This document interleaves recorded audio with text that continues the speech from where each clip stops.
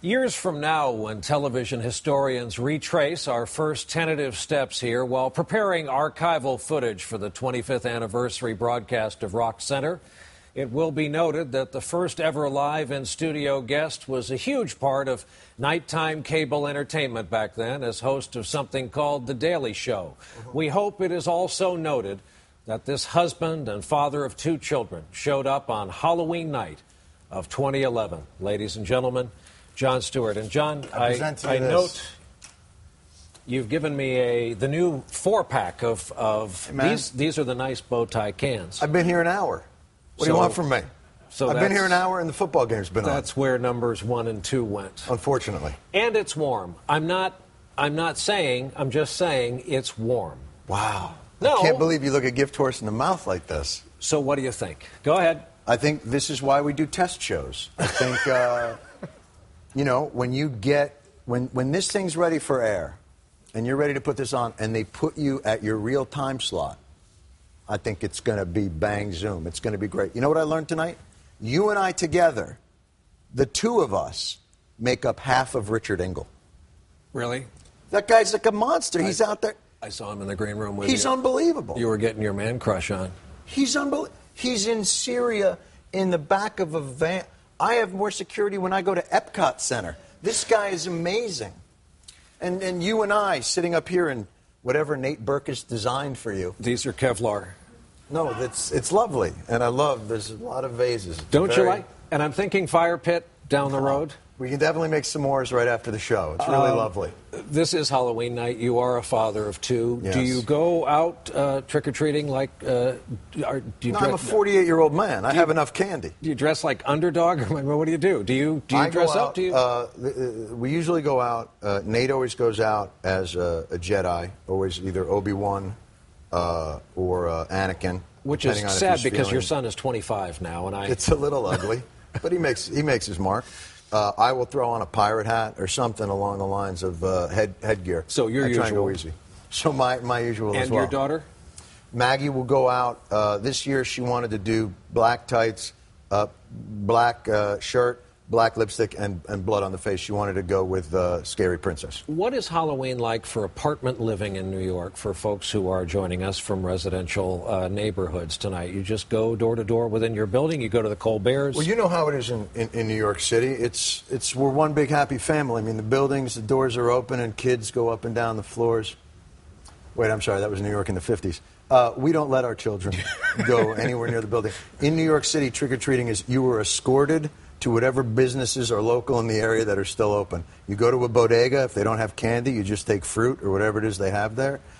Sometimes it can be, edamame. You don't know what you're going to get in New York. It's a romantic occasion for you. It's a romantic occasion. It's a beautiful thing. But you have children. You trick-or-treated. You live in the city. They're both so much older. Are we really doing this? We had a guy just talking about anchor babies, about Syria, about emerging technology in North Korea. That's and you and I are going to talk fun-sized candy? Children is that what we're doing? are anchor babies. Is really, that true? when you think about it. We're going to take a break, and we'll continue with Jon Stewart. That's my camera right over there. Yep. This I like. That I like. Come on, man.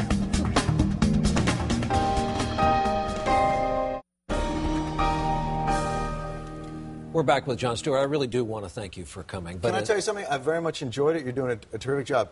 I don't think people recognize this at home. And you're a very respected newsman. And oh, boy. And I love what you do. What's going to happen? Can we just see something right here? Yeah, I wear a long sock. Okay, that's enough. No. Keep going. No, you wear a short anklet product, apparently.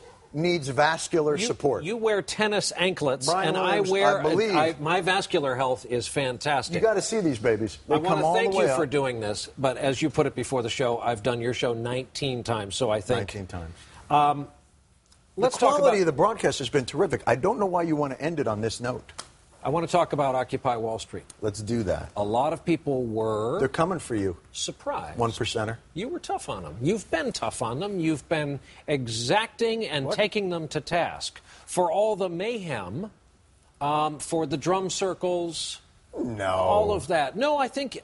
we poke gentle fun at the rhythm percussion. That's all we do. You don't think your stance on them has been tougher than most people would expect? No. I don't think it's been tougher. How can it be? I have great empathy for, it's interesting. The piece you did in North Dakota is the perfect complement to Occupy Wall Street. How about that?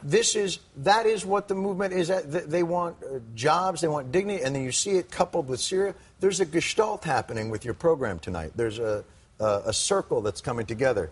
The people of North Dakota, the Occupy Wall Street, the people of Syria, their concerns, their hearts are all aligned very similarly. How can you not be moved by that? And while the percussion circle makes good fodder for fun, I have great respect for what they're trying to accomplish, or at least the frustration they are expressing.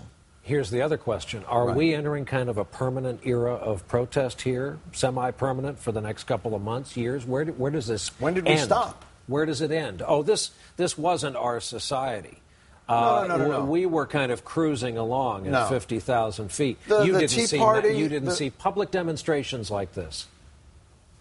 You're a newsman. Go back to the Iraq War. There were 1 million people in the street trying to do the... I'm talking about the economy. The Tea Party started disrupting town hall meetings on the subject of health care. Because they're cutting off your circulation. Do you recall the Iraq War had protests? I was there for all of it. The Tea Party was a protest movement. This is a new movement, is all I'm saying. Do you think this kind of movement, 99 versus 1, this specific economic movement, is here for a good long while? I think as long as people feel as though there has been no remedy or no action that gives them confidence, that gives them the ability. And look, it's all perspective. You got guys down at Zuccotti Park with a tent, roughing it with brown rice in a tent. I'm sure there's people maybe in, sub-Saharan Africa who are like, ooh, tents. Yeah. Look at you, mister. So it's all perspective. The guys in Syria have a very different issue that they're dealing with. But given that, until people have hope that there is some sense that their grievances are being addressed and addressed seriously, and that the government is becoming more agile to deal with it. Thank you, man. With thanks to Jon Stewart.